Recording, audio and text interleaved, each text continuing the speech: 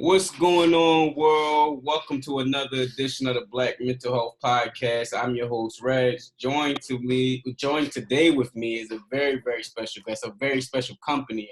This brother gave me so much advice early on within everything you guys seen around this mental health concept. He told me to pick a niche. He taught me a lot of things for free. Mind you, he has a business around a lot of this, and you guys will hear a lot of that today. But I wanted to bring him on to give you some of the free gems as well as some of the other services he can offer, because this is a tough time for business, small, medium, large businesses. Everybody has to pivot and go through different things. So without further ado, Dom Landry, you can introduce yourself, introduce your company, and introduce everything you want the people to know so far. Oh, for sure. My name is Dom Landry, co-founder of Common Ground Management. We were started in 2011.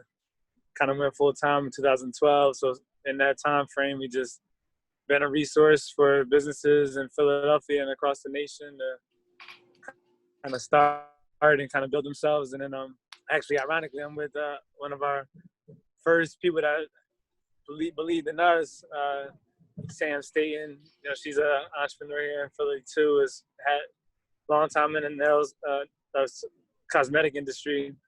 Turn the street. A long time in the cosmetic industry, and then she also deals with people that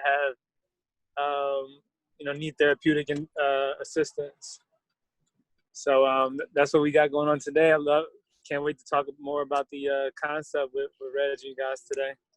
Nah, I appreciate you. And I remember we met back in like 2015, around that time, 2015, 2016. And this was before the podcast. Everything was a concept.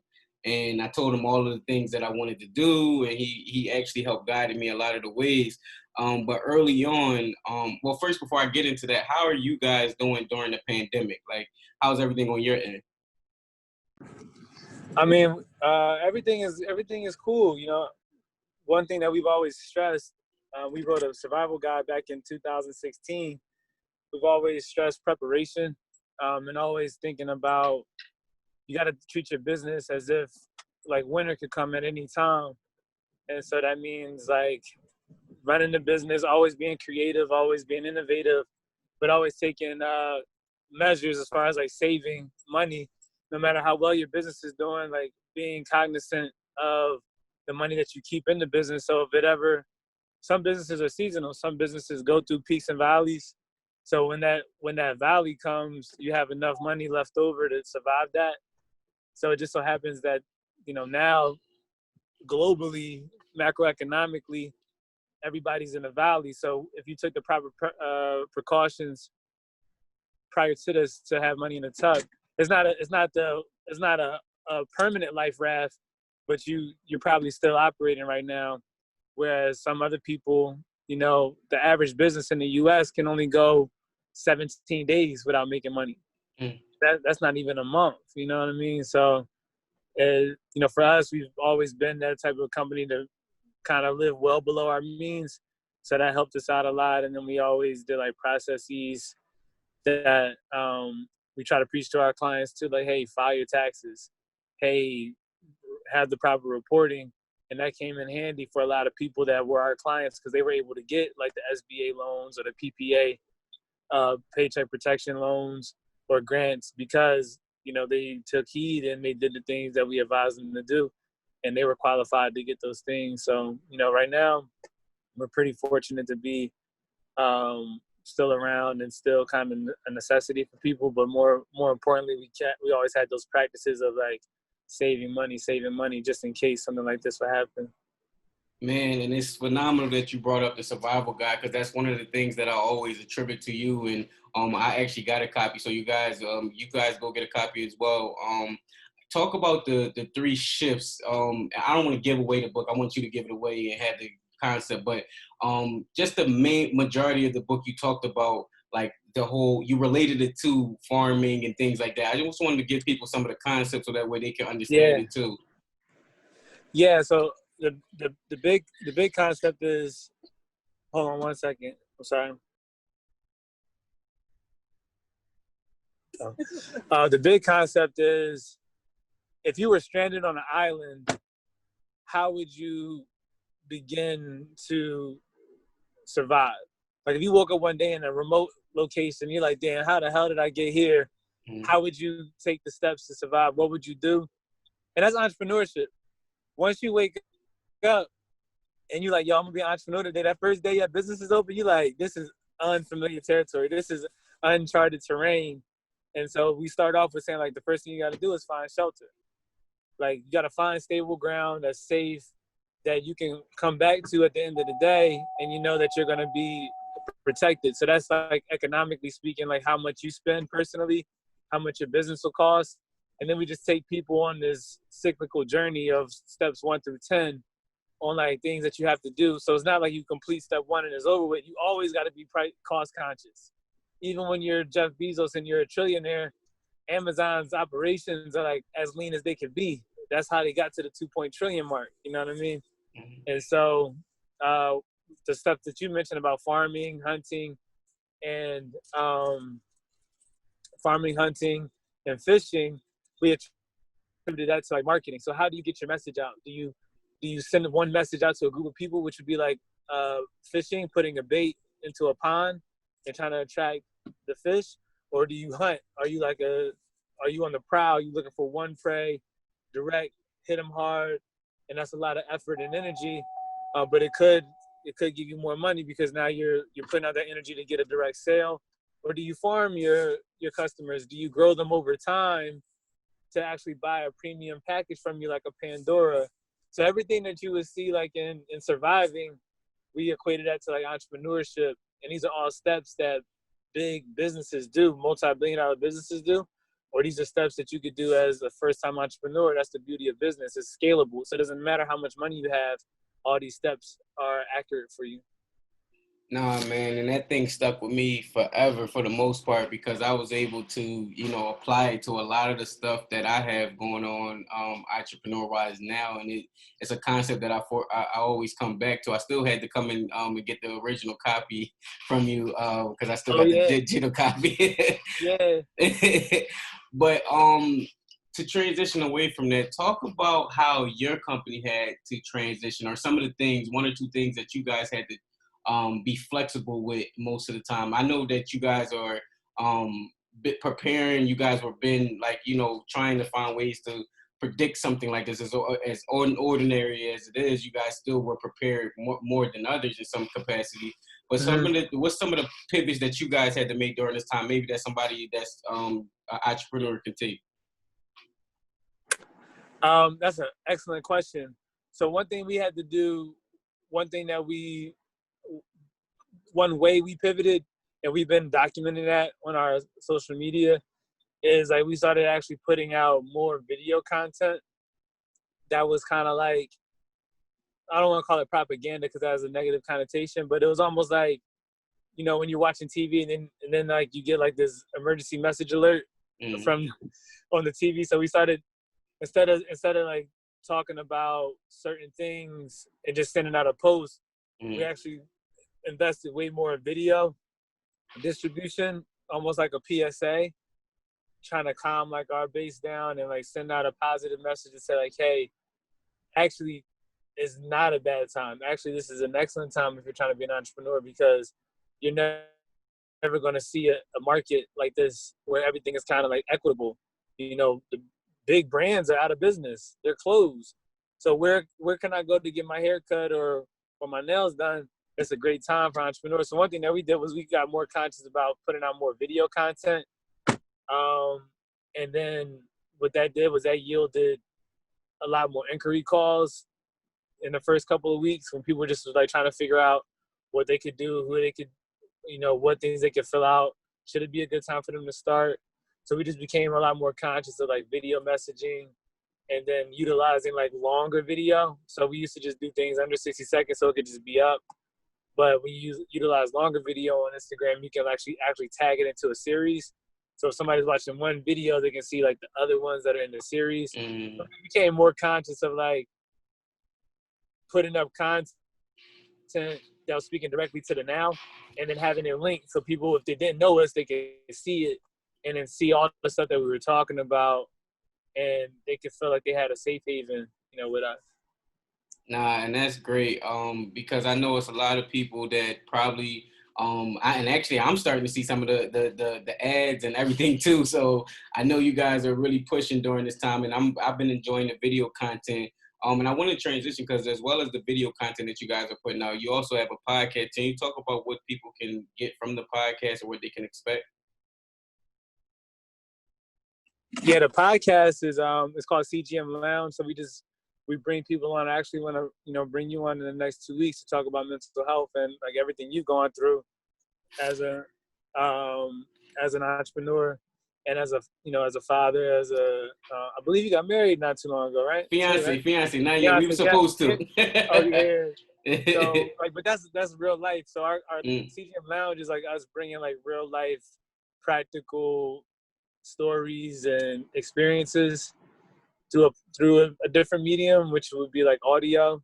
And so we run like the survival guide through it, but we also want to bring real people on that are that people can relate to. It's like, man, I was in an accident, or I fell on bad times, or yeah, I got a child too, and I'm trying to start a business. So those are things that we try to bring up more personal, because we're not really that personal on Instagram or on social media. So we try to use that podcast time to kind of delve into deeper, pull the onion back a little bit. I mean, there was one episode, one guy, one of our guests, I didn't know this about him, but he was like, yeah, his mom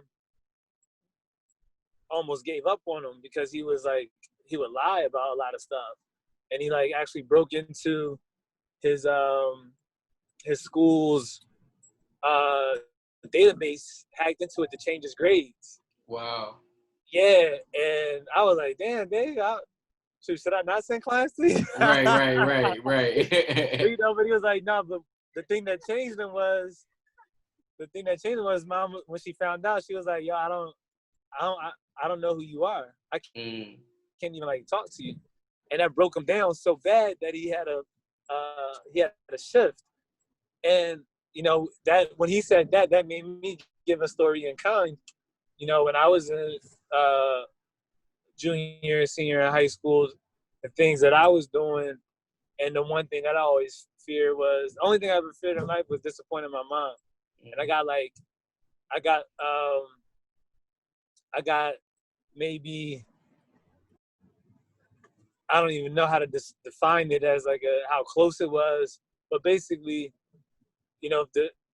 I could have been arrested and been in jail for 7 to 10 years because of what I had on me, but the cop didn't exercise probable cause at that time. They just said, we were young, and they were just like, you guys need to clear out. And I was just like, wow, that's crazy. And then, but the same way he had a turning point, I had a turning point. So like, look, I'm already admitted into college. Like, what am I doing on this corner? Right. And how would I feel if my mom got that call? Like, yo, you gotta come post this bail for me. Right. So that was a turning point for me. So like, we get into stuff like that on the podcast, when it's natural. It's kind of like that episode, David kind of went into his thing, and it struck a chord with me. So I got in a little bit into mine. But what made it practical was, we were talking about morals and business. Can you be a moral business and make $1 million or $1 billion, or is your moral compass jeopardized? And that's how we got on these different topics like that. And so that's what you'll expect on CGM Lounge, just a little bit more personal conversation, along with the business information as well. Nah, that's phenomenal, because I think you adding and you would know way more than me about that, but adding more of a personality to a brand is key, and that's why I like to be the face of what I have going on, like in my book and the podcast and in my speeches, anything that I do, I try to be the person within it. And what you see on the podcast is what you'll get in person if you meet me as well. But I wanted to transition into some advice for people who are just starting out their business. Mind you, you told your clients and the people you work with, you've been preparing them for something catastrophe that could happen like this. What about the business person or the young entrepreneur who's inexperienced and they're just starting? What's some of the advice you guys can give for them starting out? Yeah, the best thing I could give for them is what what we don't, I mean, you can go to school for all of this stuff, but what they don't prepare you for in school is like they teach you in school how to make an established business better, like a Fortune 500 company better, and they teach you how to be a better employee, maybe even a pretty good manager. What they don't tell you though is the business is actually the entrepreneur, and it starts off with the entrepreneur, like your mentality, your fears, your goals, your weaknesses. The business takes on all of that DNA. And the first thing you got to do as an entrepreneur is understand that you got to learn your strengths and your weaknesses. And the things that you're weak at, you got to be willing to strengthen them. So the things that you didn't like to do as a person, a regular person, Joe Schmo, when you're an entrepreneur, you got to put on your cape. And you got to shake it off and be like, yeah, I don't feel like getting up early in the morning. But hey, if you want to get this thing done, this is what you got to do. I don't like talking to new people. If you want to get this thing done, this is what you got to do. If you're a bad spender as a regular person, you got to break that habit, because your business won't survive if you bring in your bad spending costs into the business.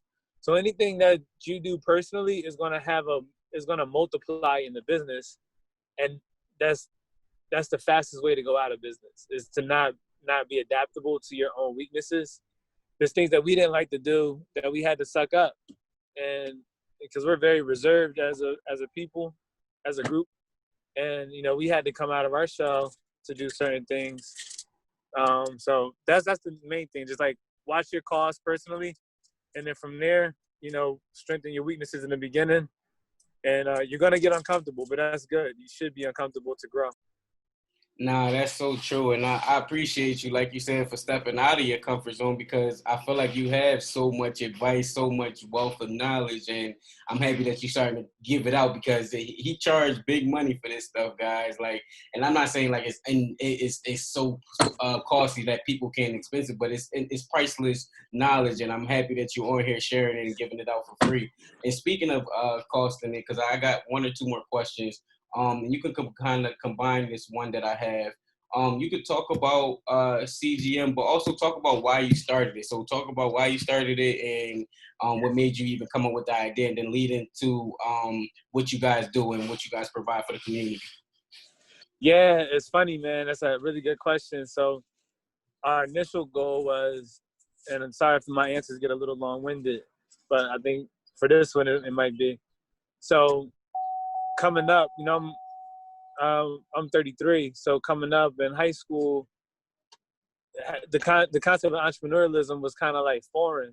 You know what I mean? Like I knew when I heard entrepreneur, I thought about we thought about Jay-Z, we thought about Diddy, we thought about guys like that. Those are entrepreneurs. Like we didn't really conceive like the guy that owned the poppy store as an entrepreneur. We're just like, oh, that's the guy that owned the poppy store, right? So back then, my idea of being an entrepreneur would be like, okay, owning like something like Rockefeller or Rockaware, like things like that. So I always had an interest in like having like a clothing brand or life, like a bar, like Jay had 40/40. So basically anything Jay did, I was like, I want to duplicate. I want to get a clothing brand, shoe store, a bar, restaurant. So I wanted to have lifestyle stuff. Me and my brother were really into that.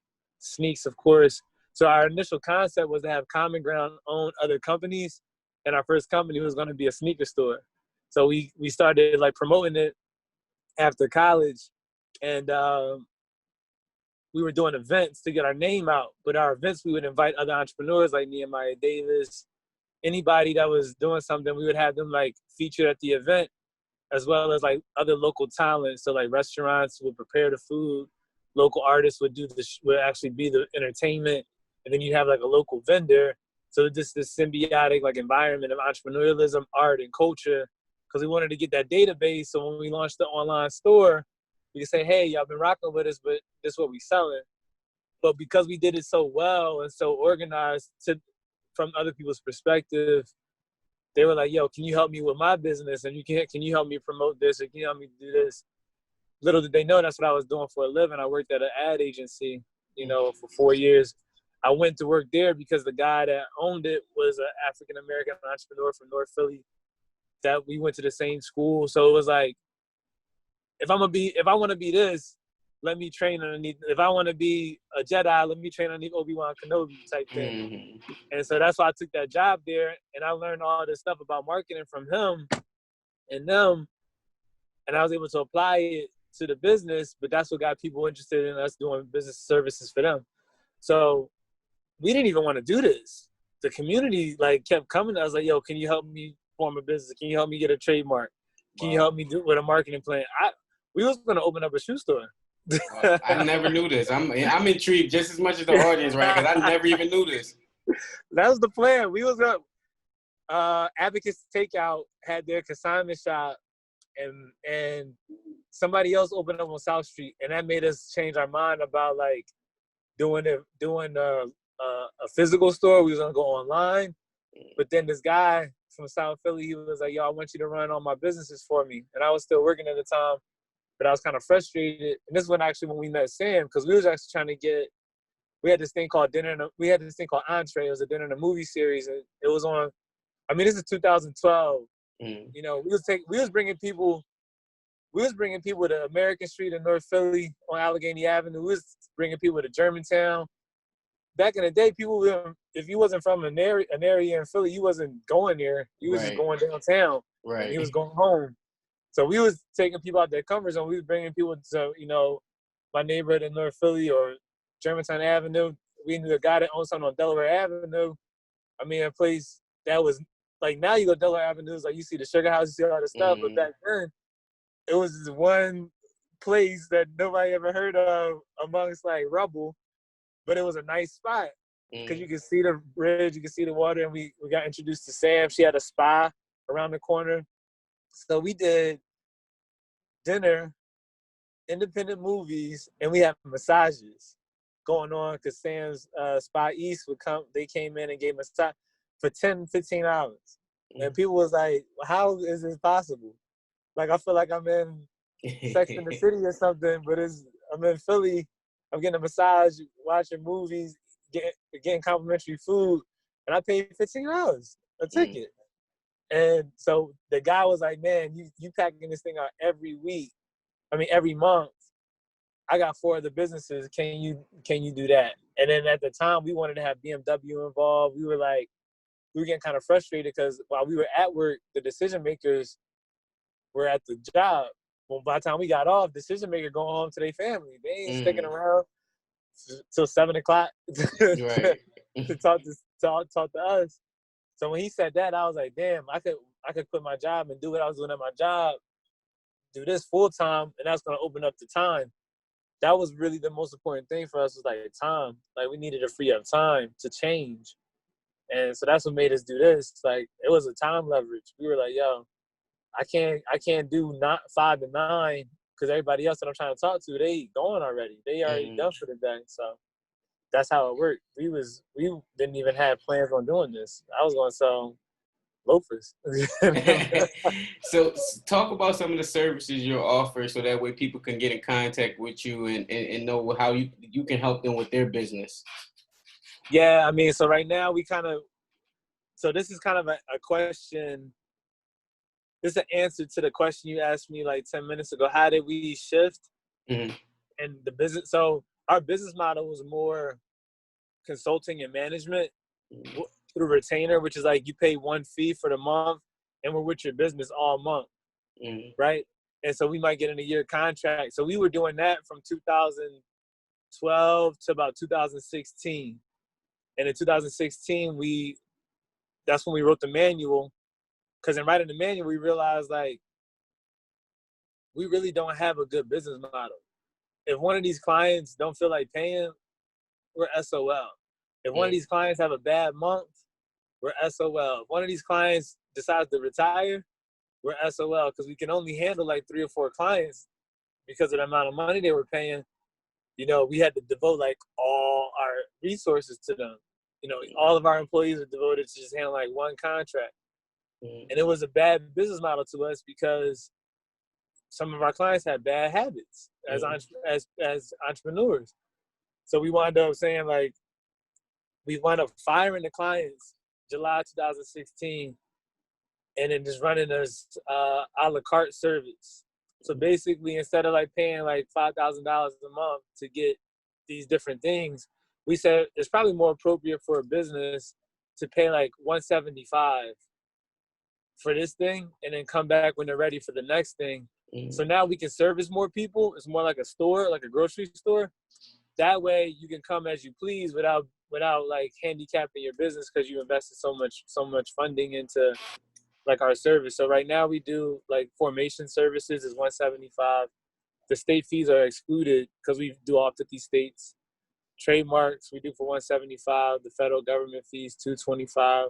Logos, websites, and then we do, instead of like charging for consulting, we do that as like a complimentary like conversation, and then you can come in and pick like whatever you want to purchase after that if you choose to purchase. So right now we did the shift 4 years ago in preparation for a time like this. Wow. Where imagine if one of the businesses we were consulting couldn't go outside because their service wasn't an essential service. We'd be dead broke because the margins were too tight. So we made that shift 4 years ago in preparation for a time like now. Man, that's phenomenal, man. Y'all heard what he said, $5,000, and we getting it for free right now. So I'm hoping y'all appreciating the conversation and the input that he's giving out now. My last question before I let you go, because he's a busy man. He's out giving out food and things like that for the neighborhood. So just know that this man's time is valuable. My last question would be, what is your future outlook and impact of business because of COVID right now? Man, so I'm gonna give you two responses. I'm gonna give you what I hope to happen, and then I'll give you a more practical answer. So what I would hope would happen is that all of us, minorities, Blacks, Latinos, anybody that's been like depressed and repressed and oppressed because of big business, right now, big business is on the mat. They took chin check. I mean, the NBA, I'm not saying the NBA is bad, but I'm just saying, for example, Disney World is shut down. Mm-hmm. They might not come back till 2021. NBA, all major sports shut down. They might not come back till 2021. All these things were distractions, shows, concerts, all that stuff is shut down. Mm-hmm. So all the stuff that we would spend money on and be distracted by is no longer a distraction anymore. So what are we going to do with a 24-hour shot clock that we got now? Because some of us can't even go to work. Mm-hmm. So we're sitting at home and we know our neighbor needs something. We know our neighbor needs to get their hair done. We know our neighbor needs to get their nails done. We know our neighbor needs they don't have a car, so they can't get to the grocery store to get their food. But I got a car and I'm out of work. So what I would hope would happen is we return a little bit more to community entrepreneurship and empower each other by doing services that we could pay each other to do, and realize, like, you know what? We never really needed a big business. We never really needed to shop from a white-owned business. We never really needed to shop from, a major clothing store. We could buy from the guy next door because he's open. He may not be supposed to be open, but who's going to stop him? He doesn't have a storefront. So what I hope is, like, our communities can get stronger because people realize that the chain is actually broken right now, and that we don't need to rely on that stuff to survive. What probably will happen is you'll see some people take advantage of it and get their things up and running. We've seen a lot more activity with our business, with people calling and inquiring. But then as soon as things open back up, a lot of people probably return back to the mean, which is, I heard a lot of people like, I can't wait till sports come back. And it's a good thing, but don't let that be a distraction for you. Don't let that be a handicap for you to stop you from doing something that, you may want to do. If you don't want to do it, then fine. If you don't want to own your own business, you don't have to. Like, you could definitely be an employee and save and do those things. That's totally fine. Being entrepreneurship doesn't mean you don't have a job. Being entrepreneurship means you solve problems. So our thing is, like, we want people to solve problems. And now everybody has a problem. So everybody's an entrepreneur right now because they're trying to figure out what to solve. Mm-hmm. Don't turn that switch off when they say outside is back open. Like, I just want people to be able to continue to be solution driven, to realize, like, yo, this whole time I could have paid 10 businesses in a 3-block radius from me and them 10 entrepreneurs would have paid me back in return because I got a business that they need. Mm-hmm. But so, if we do it right, that'll happen. But unfortunately, some people won't take advantage of that. And the last thing will be, when you're looking in an economic situation like this, the people that are probably like the quote unquote poor people at an advantage because we always had the ability to survive and adapt Mm-hmm. and really change. People that had a lot of money tied up into things or live above their means, they're finding it a little bit more difficult. But if you have some money saved up, August, September, October, look for some of those houses to go back on the market on default mortgages, so you might be able to get into like real estate at a lower rate too and things like that. So in these times for an entrepreneur is opportunity everywhere. Like these are the times where entrepreneurs become really, really good.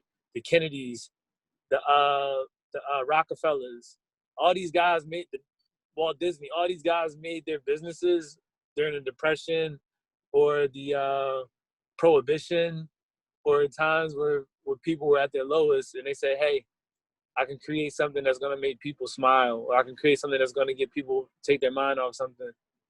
That's when entrepreneurs shine the best, when people need something. Nah, man, that was beautiful. I actually got one last question that you brought up, and then you can answer it real quick or Sure. however length you want. But because I've been having this mindset that I'm married to entrepreneurship and mental health, so those are my two loves. And Jay-Z had that song about him and Justin Timberlake about success and how he love you so much, but it treats you so bad sometimes. And oh yeah. It so, hurts so bad. right.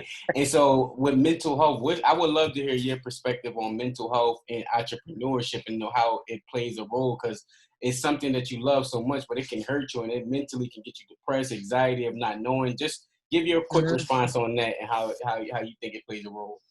Man, that's a big question, especially for like minorities, because to talk about entrepreneurship and mental health, we got to go all the way back to the minute you were born and everything like you ever learned. If you're from a city like Philadelphia, or you're from a Black household or Latino household, everything you ever learned might be wrong. Mm-hmm. Like, think about that. Mm-hmm. Everything you ever learned about life Mm-hmm. was bizarro world. Mm-hmm. Everything we learned to survive, if you're from North Philly, South Philly, West Philly, doesn't matter. If you're from Camden, Oakland, Brooklyn, everything we learned to survive is the antithesis of what you need to do to be an entrepreneur. Mm-hmm. And as soon as you get over that hump of realizing like, yo, my whole train of thought was backwards, it worked in that environment because that environment was built on survival. It wasn't built on flourishing and growth. It was built on survival tactics. Once you get over that, a lot of our depression, anxiety, self-esteem issues go away. I mean, think about it, man. When you come up in a Black household, you everything but your name. Mm-hmm. You big head, stink about it's not nose, buckwheat. Like you spend your whole life getting beat down, but you don't even realize it's a mental beat down. Mm. So now when it's time for you to open up a business, you worried about, do people like me? Are people gonna buy this for me? Will I look cool enough? Mm-hmm. Am I like, so all that stuff don't really got nothing to do with nothing with entrepreneurship, because guess what? I'll pay $100 to the person that can tell me what the owner of Chick-fil-A look like. Tell me his name. I don't even know. That's crazy. On the spot. Yeah. Tell me the name of the guy that owns Uber. Right. On the spot right now. Tell me what he looks like. Nah, that's true. Tell me the name of the guy that, Jeff Bezos has become more popular. Popping now. Mm-hmm. But 5 years ago, people didn't know who Jeff Bezos was, but Amazon was still a big business. Mm-hmm. So like when you think about business has nothing to do with whether people like you or not. People can like you and not buy nothing from you. And that's the hardest thing for us to get over, is like, I got 100 friends. I got a family. I got a big family. I'm gonna do it. They not gonna buy from me. I got family members that still ain't bought from me. Right. No, it's true. 9 years. True. You know what I mean?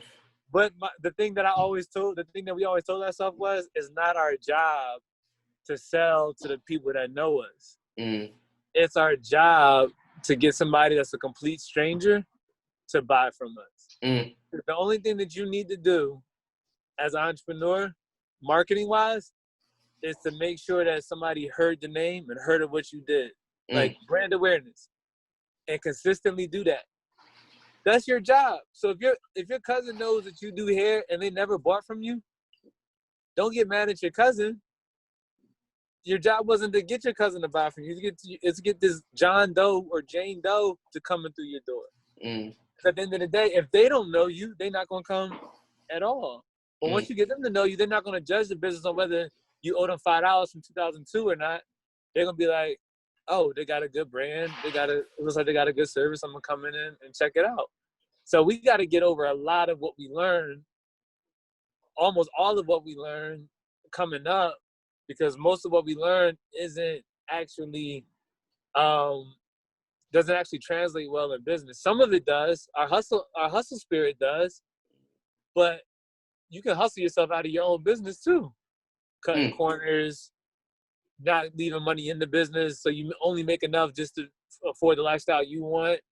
So a lot of stuff that we learned is actually detrimental to the growth of a business. And we talk about that in the survival guide. Like, the survival guide has making money at step 2. There's still 8 more steps to go. So Black people can sell whatever, man. We can sell anything, but that's only the second step. You still got 8 more steps to go and continuously go through to grow the business successfully. But we get happy with just like, oh, I got cash coming in. And then we forget about customer service, customer follow-up, investing back in the business, hiring protocol, payroll, taxes, things like that. So, I mean, the biggest thing I would say is mental health-wise, man, when you walk through the entrepreneurship door, it's like being reborn again. Take advantage of it, because you're going to have to reprogram a lot of what you learned as a person before that to be able to get through it. And it is, I always looked at it as like, the business never owed me anything, and the market never owed me anything. And that's the hardest part about entrepreneurship, I think, for people: accountability. Like, we never had to build anything from scratch. From the time we was 1 year old, we were in pre-K or whatever is for little kids. Then when you get into 3, 4, you get into pre-K, then you're in kindergarten, then you're in school, then you're in high school. So for 18 years, we got a program. And then if you work for somebody, you got a program then. So we're never really in a position where we got to actually hold ourselves 100% accountable, or we're going to be living on the street. Entrepreneurship is that accountability, though. So it's hard to not blame other people because we're so used to it. But the market doesn't owe you anything. The market is the market. The market is the market. Like, you got to go into the market and prove your value to the market. Customers don't owe you anything. They have choices. And your business doesn't owe you anything, because that's like your baby being born and be like, damn, baby, like, you only 2 days old, but why I got to spend all this money on you? You brought the baby into the world. You opened the business. The business doesn't owe you anything. You owe the business 2,000% of your attention. You owe the business 2,000% of your energy. You owe the business sleepless nights. You owe the business early mornings. Man, I'm 9 years in the business and I'm still on 15-hour days. Saturday's my day off. Right. But I still got 15-hour days, and we got employees. So it's like, it's either that or the business will go kaput in my mind. Like, I'm watching like the Last Dance Jordan joint, and I'm like, I guess I got that kind of Jordan mentality. I'm like, somebody might be comfortable with where we at. I'm not comfortable because I still got 20 more years of tasks I got to accomplish. And it only going to get accomplished if we're doing these things. So I always look at it like the business doesn't owe me anything. The market doesn't owe us anything. The market could change at any moment, and we just seen it. We just seen it. So you always got to be accountable for like what you do for your business, what you do for yourself. Because I've also seen our business grow from like having $0 in the account, struggling, to now, like, you know, we're still struggling, but we have the ability to plan now. We're not reactive anymore. So mental health is huge, man. Because as an entrepreneur, if you're not there, you'll drive yourself insane because you'll be worried about the wrong stuff. Man, yeah, I am right there because that was beautifully put. I think a lot of people will gain a lot of value. And on that note, make sure you follow them on social media. I'll put the link in the description so you guys can connect and, you know, get more either invite consultation or just checking out the book or just being a part of that ecosystem of the podcast and all the videos that you guys are putting out. I think, as a matter of fact, I know it provides a lot of value to the end consumer. And again, guys, this platform has never been about a replacement to therapy. It's an alternative, and it's a place where people share therapeutic stories. Thank you for listening. Appreciate it, Reg. Thank you, brother.